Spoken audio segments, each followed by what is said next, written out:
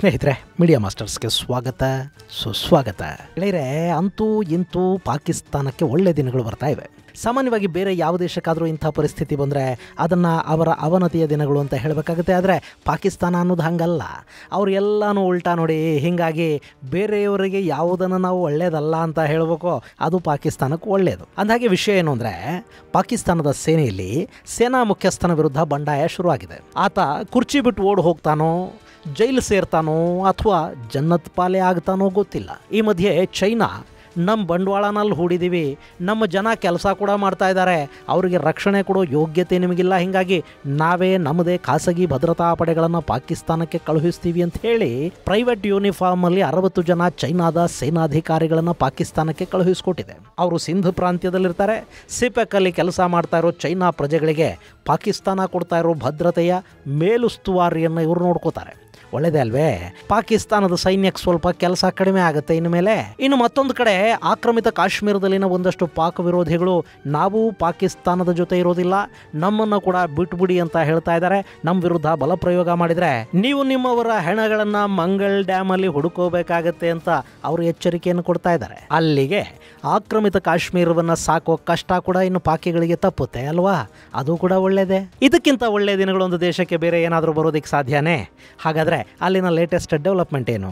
ಸೇನಾ ಮುಖ್ಯಸ್ಥ ಆಸಿಮ್ ಮುನೀರ್ ವಿರುದ್ಧ ಅಲ್ಲಿನ ಸೇನೆನೇ ಯಾಕೆ ಬಂಡ್ ಹೇಳ್ತಾ ಇದೆ? ಬನ್ನಿ ನೋಡೋಣ.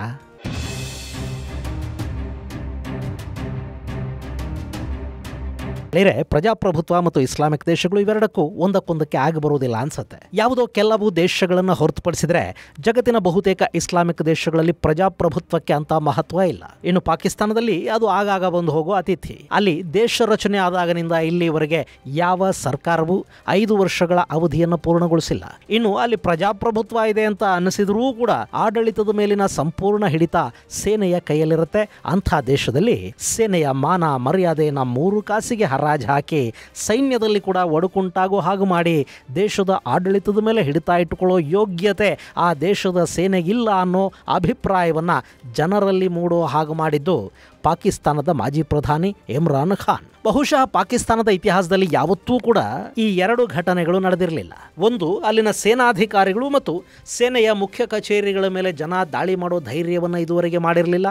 ಎರಡನೆಯದು, ಅಲ್ಲಿನ ಸೇನಾಧಿಕಾರಿಯ ವಿರುದ್ಧ ಅಲ್ಲಿನ ಸೇನೆಯ ಇನ್ನಿತರ ಅಧಿಕಾರಿಗಳು, ಜನರಲ್ಗಳು, ಕ್ಯಾಪ್ಟನ್ಗಳು, ಲೆಫ್ಟಿನೆಂಟ್ಗಳು, ಕಡೆಗೆ ಸಾಮಾನ್ಯ ಸೈನಿಕರು ಕೂಡ ಬಂಡೇಳುವ ಧೈರ್ಯವನ್ನು ಮಾಡಿರಲಿಲ್ಲ. ಈಗ ಈ 2 ಪಾಕಿಸ್ತಾನ ನೋಡ್ತಾ ಇದೆ. ಇಮ್ರಾನ್ ಬಂಧನವಾದಾಗ ಸೇನಾಧಿಕಾರಿಗಳ ಮೇಲೆ, ಸೇನಾ ಕಚೇರಿಗಳ ಮೇಲೆ ಜನ ದಾಳಿ ಮಾಡಿದರು. ಈಗ ಸೇನಾಧಿಕಾರಿ ಮುಲ್ಲಾ ಜರ್ನಲ್ ವಿರುದ್ಧ ಆತನದ್ದೇ ಸೇನೆ ಬಂಡೇಳ್ತಾ ಇದೆ. ನೀನು ರಾಜೀನಾಮೆ ಕೊಟ್ಟು ಅಧಿಕಾರದಿಂದ ಕೆಳಗಿಳಿದು ಹೋದರೆ ಸರಿ, ಇಲ್ಲ ಅಂದರೆ ನಾವೇ ನಿನ್ನ ವಿರುದ್ಧ ಕ್ರಮ ಕೈಗೊಳ್ಳಬೇಕಾಗತ್ತೆ ಅಂತ ಅವರೊಂದು ಬಹಿರಂಗ ಪತ್ರವನ್ನು ತಮ್ಮ ಸೇನಾಧಿಕಾರಿಗೆ ಬರೆದಿದ್ದಾರೆ. ಗೆಳೆಯರೆ, ಇದು ನಿಜಕ್ಕೂ ಒಂದು ಸುಂದರವಾದ ಪತ್ರ. ಅದರಲ್ಲಿ ಏನಿದೆ ಅನ್ನೋದನ್ನು ಹೇಳೋ ಮೊದಲು ಈ ಮುಲ್ಲಾ ಜರ್ನಲ್ಲು ಆಸಿಮ್ ಮುನೀರ್ ಬಗ್ಗೆ ನಿಮಗೊಂದು ಸ್ವಲ್ಪ ಹೇಳಿಬಿಡ್ತೀನಿ ಕೇಳಿ. ಆಸಿಮ್ ಮುನೀರ್ ಪಂಜಾಬ್ ಪ್ರಾಂತಕ್ಕೆ ಸೇರಿದ ಅತ್ಯಂತ ಮಧ್ಯಮ ವರ್ಗದಿಂದ ಬಂದವರು. ಈತ ಸೇನಾ ಕಾಲೇಜಲ್ಲಿ ಪದವಿಯನ್ನು ಪಡ್ಕೊಂಡು ಪಾಕಿಸ್ತಾನದ ಇನ್ಫೆಂಟ್ರಿ ಕೋರ್ಗೆ ಸೇರ್ಪಡೆ ಆಗ್ತಾರೆ.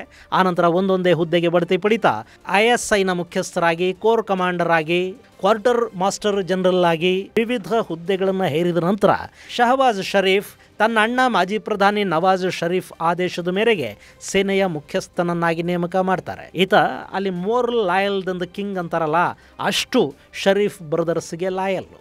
ಈತನಿಗೆ ಪಾಕಿಸ್ತಾನ ಅಂದರೆ ಶರೀಫ್ ಬ್ರದರ್ಸು, ಶರೀಫ್ ಬ್ರದರ್ಸ್ ಅಂದರೆ ಪಾಕಿಸ್ತಾನ ಅಷ್ಟೇ. ಇನ್ನು ಈ ಸೇನಾ ನಾಯಕ ಕುರಾನನ್ನು ಕಂಠಪಾಠ ಮಾಡಿದ್ದಾನೆ. ಹೀಗಾಗಿ ಈತನನ್ನು ಸೇನೆಯಲ್ಲಿ ಮುಲ್ಲಾ ಜರ್ನಲ್ ಅಂತ ಕೂಡ ಕರೀತಾರೆ. ಇದಿಷ್ಟು ಆಸಿಮ್ ಮುನೀರ್ ವಿಷಯ. ಇನ್ನು ಪಾಕಿಸ್ತಾನದಲ್ಲಿ ಜನರಲ್ ಬಜ್ವಾ ನಿವೃತ್ತಿಯ ನಂತರ ಬಂದ ಮುನೀರ್ ಅಲ್ಲಿ ಇಮ್ರಾನ್ ಖಾನ್ ವಿರುದ್ಧ ಹಾಗೆ ಸಾಧಿಸೋದಕ್ಕೆ ನಿಂತ. ಇಮ್ರಾನ್ ವಿರುದ್ಧ ದಾಖಲಾದ ಪ್ರಕರಣಗಳು, ಅವರ ಕಾರ್ಯಕರ್ತರ ದಮನ, ಬಂಧನ ಎಲ್ಲದರ ಹಿಂದೆ ಇರುವುದು ಇದೇ ಮುನೀರ್ನ ನೆರಳು. ಇದನ್ನು ಇಮ್ರಾನ್ ಬಹಿರಂಗವಾಗಿ ಹೇಳಿದ್ದೂ ಇದೆ. ಇನ್ನು ಈ ಮುಲ್ಲಾನ ದುರಾದೃಷ್ಟ ಏನಪ್ಪ ಅಂದರೆ, ಈತ ಅಧಿಕಾರಕ್ಕೆ ಬರೋ ಹೊತ್ತಿಗಾಗಲೇ ಪಾಕಿಸ್ತಾನ ಆರ್ಥಿಕ ಸಂಕಷ್ಟಕ್ಕೆ, ರಾಜಕೀಯ ಸಂಘರ್ಷಕ್ಕೆ ಸಿಲುಕಿಕೊಂಡಾಗಿತ್ತು. ಸೇನೆಯ ಮೇಲೆ ಜನರ ವಿಶ್ವಾಸ ಕಡಿಮೆ ಆಗೋದಕ್ಕೆ ಶುರುವಾಗಿತ್ತು. ಈ ಹಿಂದಿನ ಜನರಲ್ಗಳಿಗೆ ಹೋಲಿಕೆ ಮಾಡಿದರೆ ಈತ ಅಷ್ಟೊಂದು ಗಟ್ಟಿ ಕೂಡ ಇರಲಿಲ್ಲ. ಶರೀಫ್ ಹಿತಾಸಕ್ತಿಗಳನ್ನು ಕಾಪಾಡೋದಕ್ಕೆ ಕೂಡಿಸಲ್ಪಟ್ಟವನೀತ ಅನ್ನೋ ಭಾವನೆ ಅಲ್ಲಿನ ಸಾಕಷ್ಟು ಸೇನಾಧಿಕಾರಿಗಳಲ್ಲಿತ್ತು. ಹೀಗಾಗಿ ಅವರು ಕೂಡ ಅಂಥ ಗೌರವ ಏನಿತನಿಗೆ ಕೊಡೋದಕ್ಕೆ ಹೋಗಲಿಲ್ಲ. ಇದರ ನಡುವೆ ಮುನೀರ್ ಶಿಯಾನ ಸುನ್ನೀನಾ ಅನ್ನೋ ಒಂದು ಗೊಂದಲ ಬೇರೆ ಅಲ್ಲಿ ಶುರುವಾಗಿ ಹೋಯಿತು.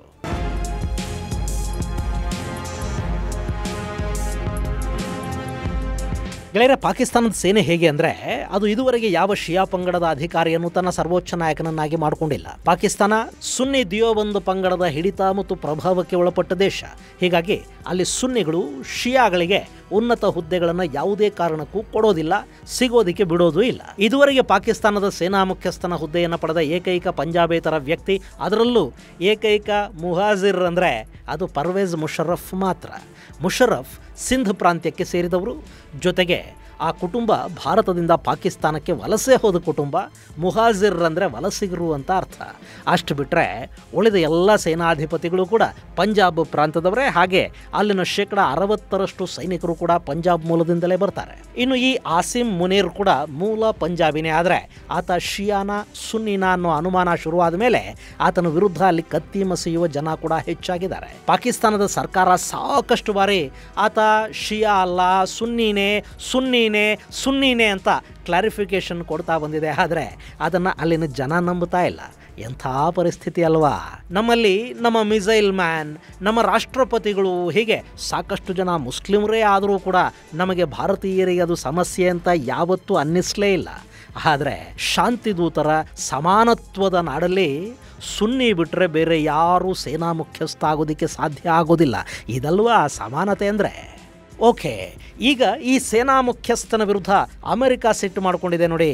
ಕೆಳಗೆ ಬಿದ್ದರೆ ಆಳೆಗೊಂದು ಕಲ್ಲು. ಹೀಗಾಗಿ ಇದೇ ಸಂದರ್ಭದಲ್ಲಿ ಪಾಕಿಸ್ತಾನಿ ಸೇನೆಯಲ್ಲಿನ ಈ ಮುಲ್ಲಾ ಜರ್ನಲ್ ವಿರೋಧಿಗಳು ಎದ್ದು ಕೂತಿದ್ದಾರೆ. ಅವರು ಈತನಿಗೊಂದು ಬಹಿರಂಗ ಪತ್ರವನ್ನು ಕೂಡ ಬರೆದಿದ್ದಾರೆ. ನೀವು ಸೇನಾ ಮುಖ್ಯಸ್ಥರಾದ ನಂತರ ನಮ್ಮ ಸೇನೆಯ ಘನತೆ ಗೌರವಗಳೆಲ್ಲ ಪಾತಾಳ ತಲುಪಿವೆ.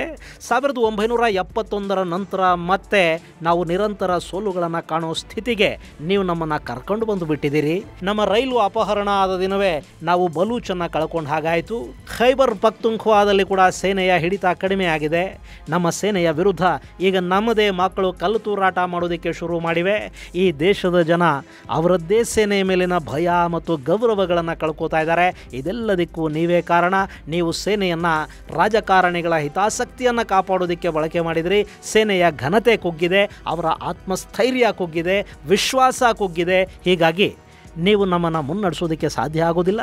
ರಾಜೀನಾಮೆ ಕೊಟ್ಟು ತೊಲಗಿ, ಅಥವಾ ನಿಮ್ಮ ವಿರುದ್ಧ ನಾವೇ ಕಠಿಣ ಕ್ರಮಗಳನ್ನು ಕೈಗೊಳ್ಳಬೇಕಾಗಿ ಬರುತ್ತೆ. ಇಂತಿ ನಿಮ್ಮ ವಿಧೇಯ ಸೇನೆ. ಇದು ಮುನೀರ್ಗೆ ಪಾಕಿಸ್ತಾನದ ಜನರಲ್ಲುಗಳು, ಲೆಫ್ಟಿನೆಂಟುಗಳು ಸೇರಿದಂತೆ ಸೇನೆಯ ಒಂದು ವರ್ಗ ಬರೆದಿರೋ ಪತ್ರ. ಇದರಲ್ಲಿ ಸುಳ್ಳೇನಿಲ್ಲ. ಈಗಾಗಲೇ ಪಾಕಿಸ್ತಾನದಲ್ಲಿ ಸೇನೆಯ ವಿರುದ್ಧ ಜನರಲ್ಲೊಂದು ಅಭಿಪ್ರಾಯ ಮೂಡೋದಕ್ಕೆ ಶುರುವಾಗಿದೆ. ಅಲ್ಲಿ ಯಾರೂ ಕೂಡ ಸೇನೆಗೆ ಗೌರವವನ್ನು ಕೊಡ್ತಾ ಇಲ್ಲ. ಹೀಗಾಗಿನೇ ಎಲ್ಲಂದರಲ್ಲಿ ಸೇನೆಯ ಮೇಲೆ ದಾಳಿಗಳು ನಡೆಯೋದಕ್ಕೆ ಶುರುವಾಗಿವೆ. ಖೈಬರ್ ಪಖ್ತೂನ್ಖ್ವಾದಲ್ಲಿ ಇಲ್ಲಿಂದ ನೀವು ತೊಲಗಿ ಅಂತ ಸೇನೆಗೆ ಆಗಾಗ ಅಂತಿಮ ಗಡುವನ್ನು ಕೊಡಲಾಗ್ತಾ ಇದೆ. ಬಲೂಚಿಸ್ತಾನದಲ್ಲಿ ಏನಾಗ್ತಾ ಇದೆ ಅನ್ನೋದನ್ನು ಕಣ್ಣಾರೆ ನೋಡ್ತಲೇ ಇದ್ದೀವಿ. ಇನ್ನು ಸಿಂಧ್ ಪ್ರಾಂತದಲ್ಲಿ ಕೂಡ ಈಗ ಪಾಕಿಸ್ತಾನದ ಸೇನೆಯ ವಿರುದ್ಧ ಅಲ್ಲಿನ ಜನ ದಂಗೆಳ್ತಾ ಇದ್ದಾರೆ. ಈ ಹಿಂದೆ ಸೇನಾ ವಾಹನಗಳ ಮೇಲೆ ನಮ್ಮ ಕಾಶ್ಮೀರದಲ್ಲಿ ಕೆಲ ಪಾಕಿಸ್ತಾನಿ ಪ್ರಚೋದಿತ ಪುಂಡರ ಗುಂಪು ಕಲ್ಲು ತೂರಾಟ ಮಾಡ್ತಾ ಇತ್ತು ನೋಡಿ. ಹಾಗೆ ಈಗ ಪಾಕಿಸ್ತಾನದಲ್ಲಿ ಎಲ್ಲಂದರಲ್ಲಿ ಅವರ ಸೇನೆ ಮೇಲೆ ಕಲ್ಲುಗಳು ಬೀಳೋದಕ್ಕೆ ಶುರುವಾಗಿವೆ. ಇನ್ನು ಆ ಸೇನೆ ಕೂಡ ಅಲ್ಲಿನ ಜನ ತಮ್ಮನ್ನು ಪ್ರೀತಿಸಲಿ ಅಂತ ಯಾವತ್ತೂ ಬಯಸೋದಿಲ್ಲ, ತಮ್ಮ ಬಗ್ಗೆ ಭಯ ಇಟ್ಕೊಳ್ಳಿ ಅಂತ ಬಯಸುತ್ತೆ. ಆದರೆ ಯಾವಾಗ ಸೇನೆಯ ಮೇಲೆ ಪದೇ ಪದೇ ದಾಳಿಗಳು ನಡೀತಾ ಇವೆಯೋ ಆ ಭಯ ಕೂಡ ಅಲ್ಲಿನ ಜನರಲ್ಲಿ ಸದ್ಯಕ್ಕಿಲ್ಲ, ಅದು ಹೊರಟು ಹೋಗಿದೆ. ಹೀಗಾಗಿ ಸೇನೆ ಎಲ್ಲ ರೀತಿಯಲ್ಲೂ ತನ್ನ ಆತ್ಮವಿಶ್ವಾಸವನ್ನು ಕಳ್ಕೊಂಡಿದೆ. ಆದರೆ ಎಲ್ಲ ಅನಿಷ್ಟಕ್ಕೂ ಸೈತಾನನೇ ಕಾರಣ ಅನ್ನೋ ಹಾಗೆ ಪಾಕಿಸ್ತಾನದ ಎಲ್ಲ ಸಮಸ್ಯೆಗಳಿಗೆ ಈ ಮುಲ್ಲಾ ಜನರಲ್ನನ್ನ ಹೊಣೆಯಾಗಿಸೋ ಕೆಲಸ ಅಲ್ಲಿ ನಡೀತಾ ಇದೆ. ಇಲ್ಲಿ ಒಂದು ವರ್ಗ ಅಂತ ಹೇಳ್ತಾ ಇದ್ದೀನಿ. ಅಂದರೆ ಪಾಕಿಸ್ತಾನಿ ಸೇನೆಯಲ್ಲಿ ಎಷ್ಟು ವರ್ಗಗಳಿವೆ? ಭಾಳ ಇವೆ. ಅಲ್ಲಿ ಶಿಯಾ ಸುನ್ನಿ ಅನ್ನೋ 2 ಪಂಗಡಗಳಿವೆ. ಶಿಯಾಗಳಿಗೆ ಸುನ್ನಿಗಳನ್ನು ಕಂಡ್ರಾಗೋದಿಲ್ಲ, ಸುನ್ನಿಗಳಿಗೆ ಶಿಯಾಗಳನ್ನು ಕಂಡ್ರಾಗೋದಿಲ್ಲ. ಎಷ್ಟೇ ಸೀನಿಯಾರಿಟಿ ಇದ್ರೂ ಶಿಯಾಗಳು ಕೋರ್ ಕಮಾಂಡರ್ ಪದವಿಯವರೆಗೆ ಮಾತ್ರ ಹೋಗಬಹುದೇ ಹೊರತು ಅಲ್ಲಿಂದ ಮೇಲಕ್ಕೆ ಇರೋದಕ್ಕೆ ಸಾಧ್ಯ ಆಗೋದೇ ಇಲ್ಲ. ಸೊ ಸುನ್ನಿ ಶಿಯಾ ಪಂಗಡಗಳ ನಡುವೆ ಅಲ್ಲೊಂದು ದೊಡ್ಡ ಗ್ಯಾಪ್ ಇದೆ. ಇನ್ನು ಪಂಜಾಬ್ ಹಾಗೂ ಪಂಜಾಬೇತರ ಅನ್ನೋದು ಕೂಡ ಅಲ್ಲಿದೆ. ಪಂಜಾಬ್ ಪ್ರಾಂತ್ಯದ 60% ಪ್ರಾಬಲ್ಯ ಪಾಕಿಸ್ತಾನದ ಸೇನೆಯಲ್ಲಿದೆ. ಅಧಿಕಾರಿಗಳು ಬಹುತೇಕ ಪಂಜಾಬಿಗಳಿರ್ತಾರೆ. ಹೀಗಾಗಿ ಸೇನೆಯ ಹಿಡಿತ ಅವ್ರ ಕೈಯಲ್ಲಿದೆ. ನಮಗೆ ಪ್ರಾತಿನಿಧ್ಯ ಸಿಗುತ್ತಿಲ್ಲ ಅನ್ನೋ ಕೊರಗು ಖೈಬರ್, ಸಿಂಧ್ ಬಲೂಚ್ ಭಾಗದ ಸೈನಿಕರು ಹಾಗೂ ಅಧಿಕಾರಿಗಳಲ್ಲಿದೆ. ಇಲ್ಲಿ ಬಲೂಚರ ಪ್ರಾತಿನಿಧ್ಯ ಕೂಡ ತುಂಬಾನೇ ಕಡಿಮೆ. ಇನ್ನು ಪಾಕಿಸ್ತಾನದ ಸೇನೆ ಆರಂಭದಿಂದಲೂ ಅಮೆರಿಕದ ಪ್ರಭಾವಕ್ಕೊಳಪಟ್ಟಿತ್ತು. ಆದರೆ ಇತ್ತೀಚೆಗೆ ಪಾಕಿಸ್ತಾನ ಚೈನಾ ಕಡೆ ಹೆಚ್ಚು ಆಕರ್ಷಿತವಾಗ್ತಾ ಇದೆ. ಸೊ ಇಲ್ಲಿ ಓಲ್ಡ್ ಸ್ಕೂಲ್ ಇದೆಯಲ್ಲ, ಅದು ಅಮೆರಿಕಾನ ಇಷ್ಟಪಟ್ಟರೆ ಹೊಸ ಅಧಿಕಾರಿಗಳು ಚೈನಾನ ಇಷ್ಟಪಡ್ತಾರೆ. ಇನ್ನು ಪಾಕಿಸ್ತಾನಿ ಸೇನೆಯಲ್ಲಿ ವಿದ್ಯಾವಂತ ಸಮುದಾಯ ಅಂತ ಏನಿದೆ ಅವರಿಗೆ ಅಮೆರಿಕ ಇಷ್ಟ. ಅಂಗೂಟಿ ಛಾಪುಗಳಿವೆಯಲ್ಲ ಅವೆಲ್ಲ ಕೂಡ ಚೈನಾ ಕಡೆ ಇವೆ. ಇನ್ನು ಈ ಮುಲ್ಲಾ ಜನರಲ್ ಅಮೆರಿಕಾಗಿಂತ ಚೈನಾನ ಹೆಚ್ಚು ಇಷ್ಟಪಡ್ತಾ ಇರೋದು ಅಲ್ಲಿನ ಸಾಕಷ್ಟು ಅಧಿಕಾರಿಗಳಿಗೆ ಇಷ್ಟ ಆಗ್ತಿಲ್ಲ. ಇನ್ನು ಪಾಕಿಸ್ತಾನ ಒಂದು ಕಾಲದಲ್ಲಿ ಅಮೆರಿಕದ ಆಯುಧಗಳನ್ನೇ ಬಳಸ್ತಾ ಇತ್ತು. ಈಗ ಅಮೆರಿಕ ಪಾಕಿಸ್ತಾನಕ್ಕೆ ಆಯುಧಗಳನ್ನು ಕೊಡೋದನ್ನು ನಿಲ್ಲಿಸಿದೆ. ಚೈನಾದ ಆಯುಧಗಳು ಪಾಕಿಸ್ತಾನದ ಸೇನೆಯನ್ನು ಸೇರಿವೆ. ಅವು ಮೂಡಿದ್ದಾಗ ಕೆಲಸ ಮಾಡುತ್ತವೆ. ಪಾಕಿಸ್ತಾನದಲ್ಲಿ ರಾಕೆಟ್ ಹಾರಿಸಿದ್ರೆ ಅದು ಅದರ ಗಡಿಯನ್ನಾದರೂ ದಾಟುತ್ತಾ ಇಲ್ಲ ಹಾರಿಸಿದ ಕಡೆನೇ ಬೀಳುತ್ತಾ ಅನ್ನೋ ಬಗ್ಗೆ ಕೂಡ ಅಲ್ಲಿನ ಸಾಕಷ್ಟು ಸೇನಾಧಿಕಾರಿಗಳಿಗೆ ಯಾವ ಗ್ಯಾರಂಟಿನೂ ಇಲ್ಲ. ಹೀಗಾಗಿ ಅತಿಯಾದ ಚೈನಾದ ಡಿಪೆಂಡೆನ್ಸಿಯನ್ನು ಕೂಡ ಪಾಕಿಸ್ತಾನದ ಸಾಕಷ್ಟು ಸೇನಾಧಿಕಾರಿಗಳು ವಿರೋಧಿಸ್ತಾ ಇದ್ದಾರೆ. ಇದರ ಪರಿಣಾಮ ಏನಪ್ಪಾ ಅಂದ್ರೆ ಪಾಕಿಸ್ತಾನದ ಸೇನೆಯಲ್ಲಿ ಒಂದು ವರ್ಗ ಚೈನಾ ಅನ್ನತ್ತೆ, ಇನ್ನೊಂದು ವರ್ಗ ಅಮೆರಿಕ ಅನ್ನತ್ತೆ. ಅವರನ್ನು ಕಂಡ್ರೆ ಇವರಿಗಾಗೋದಿಲ್ಲ, ಈ ಪಂಗಡವನ್ನು ಕಂಡ್ರೆ ಅವರಿಗಾಗೋದಿಲ್ಲ. ಹಾಗೆ ಅಲ್ಲಿ ರಾಜಕೀಯ ಕೂಡ ಇದೆ. ಗೆಳೆಯರೆ, ಸೇನೆಯ ಒಳಗೆ ಜಾತಿ ಮತ ಮತ್ತು ರಾಜಕಾರಣಗಳ ಪ್ರವೇಶ ಆಗಬಾರದು. ಅವರಿಗೆ ಪ್ರತಿಯೊಂದು ಕೂಡ ದೇಶ ಮಾತ್ರ ಆಗಿರಬೇಕು. ಅವರದ್ದು ದೇಶ ರಕ್ಷಣೆಯೇ ಧರ್ಮ ಆಗಬೇಕು. ಆದರೆ ಪಾಕಿಸ್ತಾನದ ಸೇನೆ ಈಗ ಹಾಗಿಲ್ಲ. ಒಂದು ಕಾಲಕ್ಕೆ ರಾಜಕೀಯ ಪಕ್ಷಗಳಿಗಿಂತ ಅಲ್ಲಿ ಸೇನೆ ಸ್ಟ್ರಾಂಗು ಅನ್ನೋ ಅಭಿಪ್ರಾಯ ಇತ್ತು. ಆದರೆ ಇಮ್ರಾನ್ ಪ್ರಧಾನಿಯಾದ ನಂತರ ಅಲ್ಲಿನ ಪರಿಸ್ಥಿತಿ ಬದಲಾಗಿದೆ. ಅಲ್ಲಿನ ಸೇನೆಯಲ್ಲಿ ಕೂಡ ಇಮ್ರಾನ್ ಬೆಂಬಲಿಗರು ಮತ್ತು ಇಮ್ರಾನ್ ವಿರೋಧಿಗಳು ಅನ್ನೋ ಎರಡು ಗುಂಪುಗಳು ಹುಟ್ಟುಕೊಂಡಿವೆ. ಕೆಲವರಿಗೆ ಸೇನೆ ಹಾಗೂ ಶರೀಫ್ ಸರ್ಕಾರ ಇಮ್ರಾನ್ ವಿಷಯದಲ್ಲಿ ನಡ್ಕೊಂಡ ರೀತಿ ಇಷ್ಟ ಆಗುತ್ತಿಲ್ಲ. ಅಲ್ಲಿ ಯಾವುದೋ ಒಂದು ರಾಜಕೀಯ ಪಕ್ಷದ ಹಿತಾಸಕ್ತಿಯನ್ನು ಕಾಪಾಡೋದಕ್ಕೆ ಇಮ್ರಾನ್ ಖಾನ್ ಮತ್ತು ಬೆಂಬಲಿಗರಿಗೆ ಅನ್ಯಾಯ ಮಾಡಲಾಯಿತು ಅಂತ ಸೇನೆಯಲ್ಲಿನ ಒಂದು ವರ್ಗ ಭಾವಿಸ್ತಾ ಇದೆ. ಬಹುಕಾಲ ಇಮ್ರಾನ್ ಜೈಲಲ್ಲಿರೋದನ್ನು ಅವರು ಇಷ್ಟಪಡ್ತಿಲ್ಲ. ಇನ್ನೊಂದು ವರ್ಗ ಇದೆ, ಇಮ್ರಾನ್ ಖಾನ್ ಕಾರಣಕ್ಕೇನೆ ಸೇನೆಯ ಹಿಡಿತ ಕಡಿಮೆ ಆಯಿತು, ಇಮ್ರಾನ್ ಖಾನ್ನಿಂದಲೇ ಸೇನೆಯ ಗೌರವ ಕಡಿಮೆ ಆಯಿತು ಅಂತ ಅವರು ಭಾವಿಸ್ತಾ ಇದ್ದಾರೆ. ಅವರಿಗೆ ಇಮ್ರಾನ್ ಇಷ್ಟ ಆಗೋದಿಲ್ಲ. ಮತ್ತೊಂದು ವರ್ಗ ಇದೆ, ಅವರು ಆಡಳಿತಾರೂಢ ಶಹಬಾಜ್ ಶರೀಫ್ ಹಾಗೂ ನವಾಜ್ ಶರೀಫ್ ಪರ ಇದ್ದಾರೆ. ಈ ರಾಜಕೀಯ ಪಕ್ಷಗಳ ಬಾವುಟ ಹಿಡ್ಕೊಳ್ಳೋ ವಿಷಯದಲ್ಲಿ ಕೂಡ ಪಾಕಿಸ್ತಾನದ ಸೇನೆ ಈಗ 3 ಭಾಗ ಆಗೋಗಿದೆ. ಹೀಗಾಗಿ ಅಲ್ಲಿಗೆ ಸೇನಾಧಿಕಾರಿಗಳಿಗೆ ಸೇನೆಯ ಮೇಲೆ ಸಂಪೂರ್ಣ ಹಿಡಿತಾ ಇಲ್ಲ. ಸೇನಾಧಿಕಾರಿ ಮೇಲೆ ಉಳಿದ ಅಧಿಕಾರಿಗಳಿಗೆ ವಿಶ್ವಾಸ ಇಲ್ಲ. ಇದನ್ನೆಲ್ಲ ನೋಡ್ತಾ ಇರೋ ಜನಕ್ಕೆ ಅವರದ್ದೇ ಸೇನೆಯ ಬಗ್ಗೆ ಗೌರವ ಬರ್ತಾ ಇಲ್ಲ, ಭಯ ಅಂತೂ ಇಲ್ಲವೇ ಇಲ್ಲ. ಇನ್ನು ಈ ಎಲ್ಲ ಬೆಳವಣಿಗೆಗಳಿಂದ ಡಿಸ್ಟರ್ಬ್ ಆಗ್ತಾ ಇರೋದು ಚೈನಾ. ಗೆಳೆಯರೆ, ಚೈನಾ ಹೇಗೆ ಅಂದರೆ ಪಾಕಿಸ್ತಾನ ಏನು ಬೇಕಾದರೂ ಹಾಳಾಗಿ ಹೋಗಲಿ, ಅಲ್ಲಿ ಯಾರು ಬೇಕಾದರೂ ಆಳ್ವಿಕೆ ಮಾಡಿಕೊಳ್ಳಿ, ಯಾರು ಬೇಕಾದರೂ ಜೈಲಿಗೆ ಹೋಗಲಿ, ಯಾರು ಬೇಕಾದರೂ ಕೊಂದುಕೊಳ್ಳಿ, ತನ್ನ ಹೂಡಿಕೆಗಳು ತನಗೆ ಲಾಭ ತಂದುಕೊಟ್ರೆ ಸಾಕು ಅಂತ ಚೈನಾ ಬಯಸುತ್ತೆ.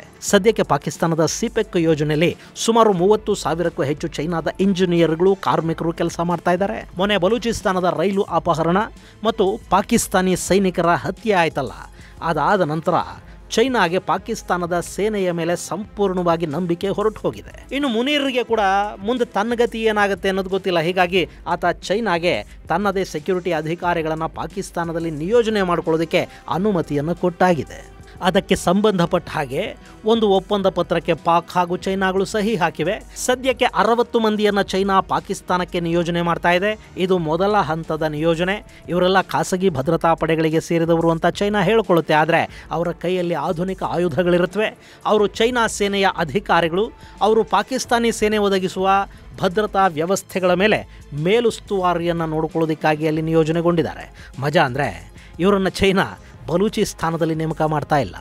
ಅಲ್ಲಿಗೆ ಕಳುಹಿಸಿದರೆ ಬಲೂಚಿಗರು ಇವರನ್ನು ಕೂಡ ತಿಂದುಬಿಟ್ಟಾರು ಅನ್ನೋ ಭಯ ಚೈನಾಗಿದ್ದೇ ಇದೆ. ಹೀಗಾಗಿ ಸಿಂಧ್ ಪ್ರಾಂತದಲ್ಲಿ ಇವರ ನೇಮಕ ಆಗಿದೆ. ಮುಂದಿನ ದಿನಗಳಲ್ಲಿ ಚೈನಾದ ಎಲ್ಲ ಗಣಿಗಳು ಹಾಗೂ ಇನ್ನಿತರ ಕಾರ್ಯಚಟುವಟಿಕೆಗಳು ನಡೆಯೋ ಸ್ಥಳಗಳಿಗೆ ಚೈನಾದ ಸೆಕ್ಯೂರಿಟಿ ಜನ ಬರ್ತಾರೆ. ಅವರ ನಿಯೋಜನೆಯ ಪ್ರಮಾಣ ಮತ್ತಷ್ಟು ಹೆಚ್ಚಾಗ್ತಾ ಹೋಗುತ್ತೆ. ಇಲ್ಲಿ ಯಾರೂ ಕೂಡ ಖಾಸಗಿ ಸೆಕ್ಯೂರಿಟಿ ಗಾರ್ಡ್ಗಳಲ್ಲ.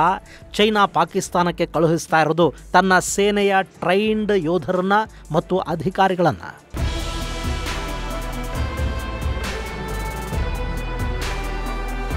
ಇನ್ನು ಬಲೂಚಿಸ್ತಾನದಲ್ಲಿ ಬಂಡಾಯ ಹೆಚ್ಚಾಗ್ತಿದ್ದ ಹಾಗೆ ಆಕ್ರಮಿತ ಕಾಶ್ಮೀರದ ಭಾಗದಲ್ಲಿ ಕೂಡ ಪಾಕಿಸ್ತಾನದಿಂದ ನಮಗೂ ಬಿಡುಗಡೆ ಬೇಕು ಅನ್ನೋ ಕೂಗು ಶುರುವಾಗಿದೆ.